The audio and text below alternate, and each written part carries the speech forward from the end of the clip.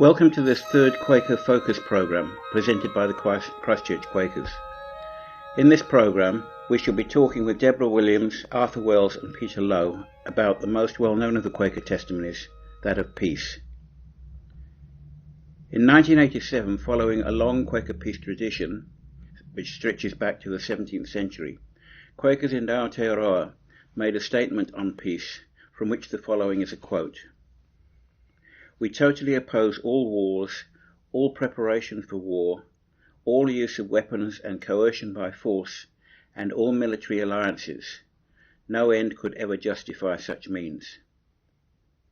The primary reason for this stand is our conviction that there is that of God in everyone, which makes each person too precious to damage or to destroy. Peter, I'm wondering how the peace testimony has influenced Quaker thought and what has been the effects in the world. Yes, it's had a big influence as friends have had to understand it in itself and then widen its implications and look at what actions follow from that.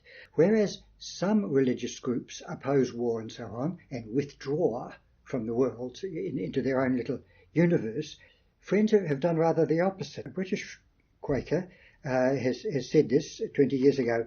If we say no to all war, we have an obligation to do our utmost to prevent it ever happening. And so friends have worked from the idea of refusal to bear arms to the idea of trying to build a cooperative society where wars are not needed, to oppose conscription, of course, to actually try to prevent governments from going to war, to try to reduce militarism in different human cultures. And in the 20th century, this involved even getting involved with international organisations, non-governmental groups, and developing notions like peace research, peace education. So, yes, it's placed a mission on friends that's grown out of that seed in the 17th century. So my sense then is that in contrast to what people might think, that peace is a withdrawal from the world, the Quaker peace testimony encourages Quakers to be active in their pursuit of peace. Is that yes, just what you're saying? One of my quotes from the 17th century, a certain William Penn said, "True godliness don't turn men out of the world, but enables them to live better in it and excites their endeavours to mend it." That's the same William Penn who led the founding of Pennsylvania State in the US. Oh, okay. Is he the one that Fox said, "William, wear thy sword as long as thou canst"? Meaning? Yes. Well, it takes time to really rethink and find oneself in a new place with regard to these challenges, because they're huge. I mean, absolute pacifism seems an impossible thing in the world we find ourselves in. And William Penn was an establishment figure. Absolutely. He was from the aristocracy. Who have a vested interest in maintaining the status quo, which involved armed forces and so on and so forth. Quaker peace testimony is actually a rejection of the common notions about war and peace. The idea that wars are desirable sometimes and often necessary, and that there is such a thing as a just war. Quakers have consistently critiqued that mindset. Deborah, have you got a perspective you'd like to add?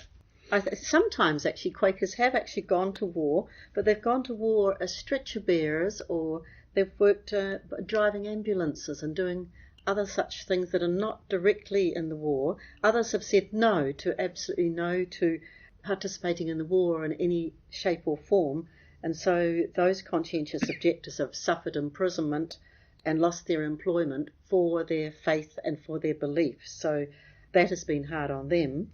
But also, I think Quakers, in order to avoid being in contact with these things to do with war, they've chosen the sorts of professions where they help people. So many Quakers are teachers, librarians, counsellors, health professionals. Some are scientists, but they haven't gone into, obviously, to the Army, Navy or Air Force, not to my knowledge. So we deliberately choose our professions from those that help people rather than those that cause or prepare for war. And I suppose that's also is consistent with the fact that for quite a long time, in England anyway, Quakers were barred from certain professions anyway. Yes, they were, because they wouldn't swear an oath of allegiance to the king or Cromwell or whoever it was at the time, and so they were not allowed to go to university, so they actually went into business, like the Cadburys and the Frys and some of those well-known names in England, who did a lot of social work, and they built houses for their workers and so on, so that they were giving them more equality than they'd had before. And I think if you have a society that's more equal, then then there's more peace, because people don't look around them and see that someone's very rich and they're very poor. I think that's very important. We'll be talking a bit about some of the Quaker businesses next time when we talk about integrity, and we'll be touching on integrity in business. So let's get, a lot of these things these threads seem to draw together the different testimonies. That emphasis you offered, Peter, of getting involved in the world in peacemaking or processes that prevent war, it makes more sense to me in terms of my own position, which I couldn't describe as absolute pacifism, and I have some difficulty with our New Zealand friends saying we oppose all use of weapons and coercion by force, because it seems to me that the police sometimes need to use force, that the United Nations in some of its peacekeeping missions, think of Rwanda or Bosnia, need to be armed and be able to use some kind of force, even if it's just as a deterrent to the warring sides. It's a difficult and ambiguous thing, but I think friends have decided that, as you say, Deborah, we've tried to find ways to do effective things that might step in and prevent conflict, because there's plenty to be done there. Absolutely. There's more than we'll ever be able to do. So what sorts of things, what sorts of things have friends been involved in that towards preventing conflict? I could give some examples, like Quakers have been involved in alternatives to violence programs here in New Zealand in prisons. I did the training for it, but I didn't actually work in the prisons there. But I was a prison visitor for 20 years, and I think that's very important work. Quakers have been involved in restorative justice, and I find that that's a very important, peaceful way of, because it's been violence between, or in some way, a victim gets to tell the offender directly how they feel about that person's crime and how it's affected their life. And the offender has a chance to apologise for his or her wrongdoing. And so this means sometimes that the offender doesn't go to prison and the victim gets some sort of closure. And this is on a one-to-one basis, and that's where peace starts. It starts one-to-one, grassroots. On the international level, Quakers have for 70 years had offices with the United Nations, and some of those Quaker officers have meetings of diplomats trying to resolve conflicts. So you're sort of behind the scenes without taking any credit for mediation. If that didn't happen, things might be worse. Or one of the Quakers in Geneva initiated the UN study into child soldiers, which was trying to prevent what was happening in various countries. And one of the big things in the last decades, unfortunately, is disarmament work. That is, if we can't stop wars, well, let's at least abolish nuclear weapons and landmines and cluster munitions and hopefully uranium munitions and maybe drones and robots. That's very slow work, but if the Quakers weren't involved in it, well, it wouldn't be going so well. Even a tiny group like us have had some influence in the New Zealand peace movement, the anti-nuclear movement particularly. And just recently I took part in a vigil that was held outside the Wellington railway station because the New Zealand Defence Industry Association were meeting in New Zealand, and at those conferences to which about 500 people come, they are selling or talking about services for war, for preparation for war and armaments, and we don't want these in New Zealand. So we protest, but we protest in a quiet way, in silence, holding up placards and banners and posters and giving out pamphlets. And we have people recognise that we have something there to say without having to yell, without having to blockade. We speak the truth, and it was really wonderful people stopped and spoke to me and said that they supported what we were doing. On an emotional level, what is it about peace work that appeals to you or grabs you? I feel called to stand up and speak out for what's happening in the world, what's happening locally or what's happening overseas. Mm-hmm. I can't say what it is. It's part of me. It's thou shalt not kill. Let's say, just go down to basics. It's like, if I'm paying for war, I'm allowing someone to go off and let off a bomb or shoot someone. I'm paying for someone else to do it. I'm complicit in this war. I'm complicit in this violence if I don't speak out. Silence is not a way to go. We must speak out. We must do something about it. It may be small, but we've got to change attitudes. It's a lot like the attitude to smoking. Look how it's changed in New Zealand. And it's taken time. But if we keep on speaking out, then people will start hearing and thinking about it, and attitudes will change. Thank you. I'm thinking about a quote I heard from Desmond Tutu. He said, "We have to give up all hope of a better past." and you know, but we don't have to give. The implication is we don't have to give up hope of a better future. That when George Lakey, a prominent Quaker intellectual in the States, went and talked to the Pentagon about the options for fighting terrorism, a whole series of ideas that his PhD students had about how to deal with terrorism non-violently. And the Pentagon, they were interested and they praised him for his efforts, but they said there's no way that our government or or the Pentagon itself could fund or operate in such a way, because the Pentagon's oriented towards spending hundreds of billions on arms and strategies for fighting terrorism in violent ways.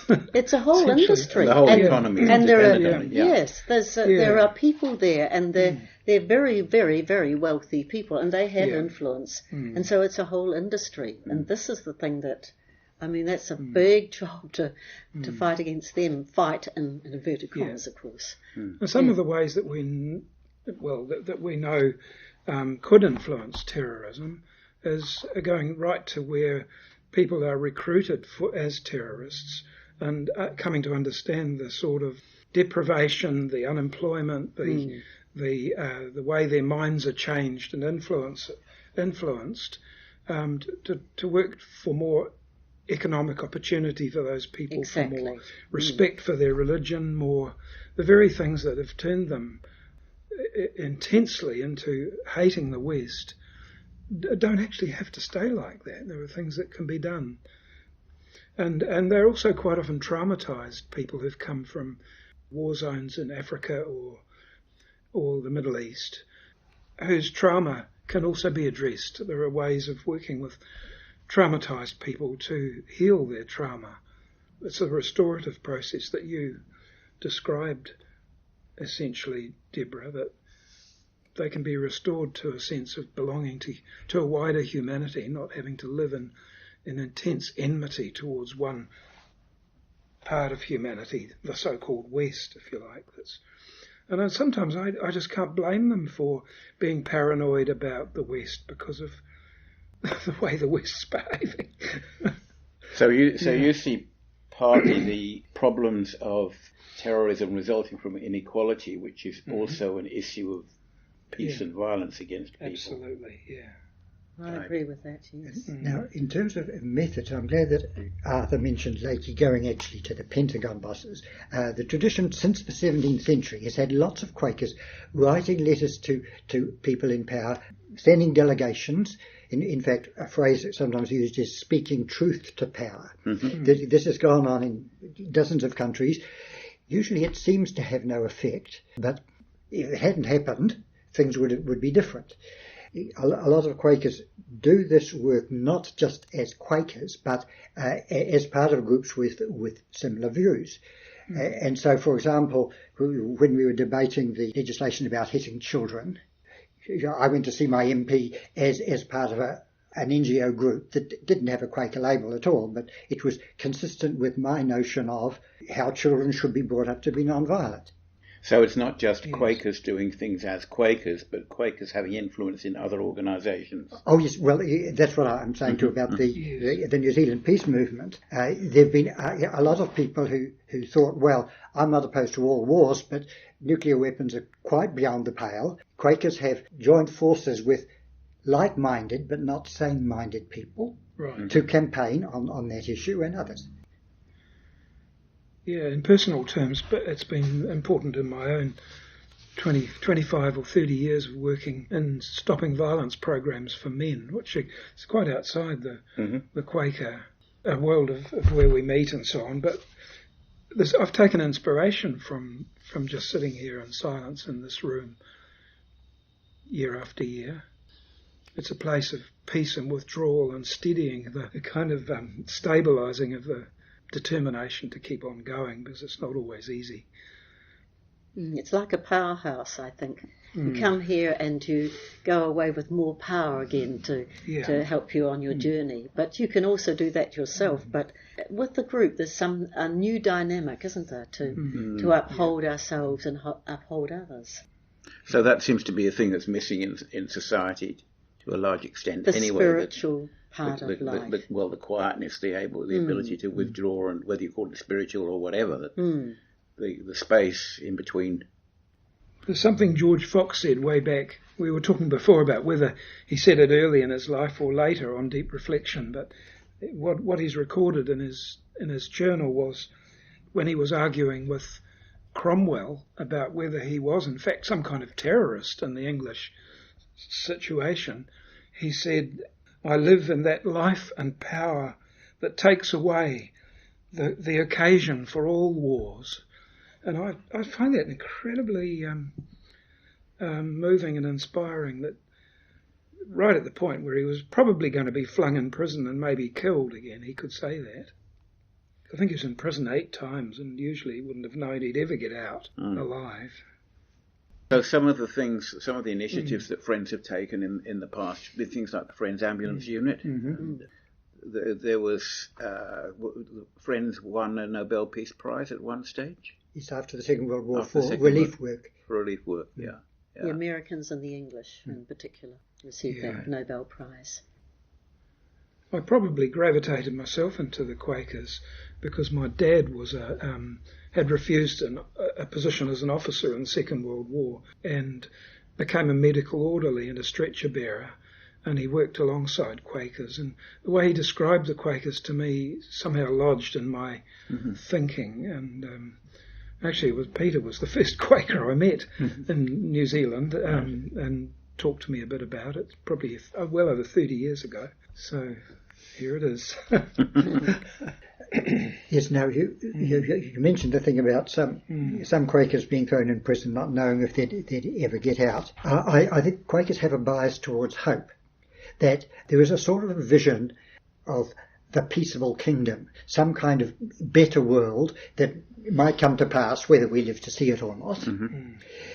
And although an individual can only be a drop in the bucket, if you and your friends are the right drops in the right bucket, then it can make a difference.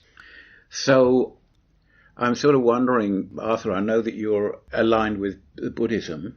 Yes. And Quakerism traditionally is a Christian, has come out of the Christian tradition. I'm wondering how the peace testimony relates to the way other religions see things. Buddhism's really just a variant of Indian religion, of broadly speaking, of the Hindu tradition, and it rested on a fundamental principle of non-violence known as ahimsa, or not harming. Or not killing, it's translated sometimes. Right. And that's always been the first principle of both Hindu spirituality and Buddhist teaching. The first of what the Buddha gave as a precept for everyone. And Gandhi took it up in his whole movement. It was the first principle that he used too. So what I'm getting is that with this peace testimony stuff, I'm getting this image of a sort of braided river of all sorts of different streams and traditions coming together and flowing apart, but all in the same flow. Does that resonate with anyone? I think that's fair enough. We could say that, on the one hand, Quakerism is a kind of promontory on the continent of Christianity, but we can also say that there's a permanent interface with other peace-loving and peacemaking people, and certainly the Gandhians in India, and people like Desmond Tutu, for example, who you mentioned, or Martin Luther King, who aren't Quakers, of course, but who can inspire us in their techniques and also their words, their rhetoric, their vision. Yes. So there's the activity of individual action, but there's also the dynamic between different peace traditions, including the Quaker peace testimony, that sort of feed off and reinforce each other and like different facets of the same jewel, something like that. Oh, that's pretty. I mentioned George Lakey before. He compared 300 different struggles for regime change in the world, and compared those 300, the ones that were using violence and the ones that were using civil resistance of some kind. And his estimate, quantifying it as best he could, was that they were that the civil resistance movements were twice as effective in getting change as the violent movements. Well, there you are. It speaks for itself, doesn't it? Isn't it? Yeah. So Yes, not totally effective, but more so. There's a story about M.K. Gandhi going to the mountains of the north of India to the revolutionaries, and he saw their stockpile of weapons, and he said, "You guys must be so scared." Yes. Well. You know, the War of Indian Independence of the 1940s didn't take place because of a non-violent movement. A few Quakers were actually friends of Gandhi, but not a lot. And there are traditions of civil disobedience, civil resistance in many cultures. It's been reinvented in a whole lot of times, including Parihaka. And that's a reason for hope. If you're going to have wars, then only a few people, usually men with big weapons, can actually get involved. But ordinary peacemaking, women and children and weaklings like me, yes. Old people like me. And our yearly meeting this year at our conference, 3 of us presented a campaign, a restart of a peace tax, which doesn't involve withdrawing any of your money because you don't want to see it used for war. That is the 3% of our GDP, or gross national product, is spent on defence, and some of us don't want to see that money spent in that way, and we think it would be better spent on education, health and housing, and we think our hope that our government may be spending some more on some of those things. But if we eventually get a peace tax, then that 3% that you say you don't want to be spent on defence could be spent on all sorts of courses, for example, like mediation training in schools, starting with individuals learning to be peaceable with their neighbour in schools, and working through it from the grassroots up, and giving out money to community groups, and providing refuges for women and children from violence. And you have to start with a thought, and you have to have a vision, and you have to think, well, it may take some time to do, but let's start it. Let's start with something that can be done. I believe it can be done. Well, thank you. I think we can draw it to a close unless anybody has anything else that they want to add to finish off with. Our next Quaker focus will be on the topic of integrity. Quakers have a reputation for honesty and integrity, and as a result have created trusted and successful businesses, including Cadbury's and Barclays Bank. The founding chairman of Sony was a Japanese Quaker. This program will be broadcast on the 27th of December at 9 p.m. If you want to find out more about Quakers in Christchurch, please visit our Facebook page, Quake City Quakers, or www.quaker.org.nz. We meet weekly at the Quaker Centre, 217 Ferry Road on Sundays at 10:30 a.m. and look forward to seeing you there. And I'd like to thank our participants, Deborah, Arthur and Peter, for today's session. Thank you.